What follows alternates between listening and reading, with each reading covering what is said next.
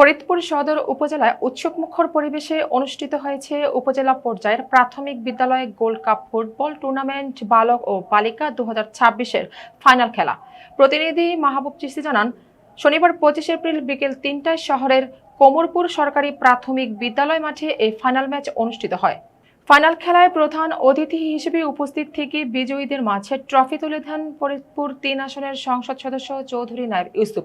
ফরিদপুর সদর উপজেলা নির্বাহী অফিসার মেশকাতুল সভাপতিত্বে ফাইনাল ম্যাচে ফরিদপুর জেলা পরিষদের প্রশাসক আফজাল হোসেন খান পলাশ, ফরিদপুর সদর উপজেলার প্রাথমিক শিক্ষা অফিসার মোহাম্মদ মোশাররফ হোসেন, সহকারী প্রাথমিক শিক্ষা অফিসার মোহাম্মদ শিহাব খান সহ অন্যান্যরা বক্তব্য রাখেন।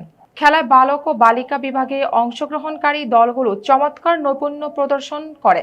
ফাইনাল খেলায় বালিকা দল বোকাইল সরকারি প্রাথমিক বিদ্যালয় 5-0 গোলে চরটিপুরা সরকারি প্রাথমিক বিদ্যালয়কে পরাজিত করে চ্যাম্পিয়ন হয় এবং বালক দলের খেলায় কোষা গোপালপুর সরকারি প্রাথমিক বিদ্যালয় 2-0 গোলে ডোমরাকান্দি সরকারি প্রাথমিক বিদ্যালয়কে পরাজিত করে চ্যাম্পিয়ন হয়। শেষে বিজয়ী ও রানার আপ দলের মাঝে ট্রফি ও পুরস্কার বিতরণ করা হয়। পুরো আয়োজনটি উপজেলা প্রশাসন ও উপজেলা প্রাথমিক শিক্ষা অফিস ফরিদপুরের উদ্যোগে সম্পন্ন হয়।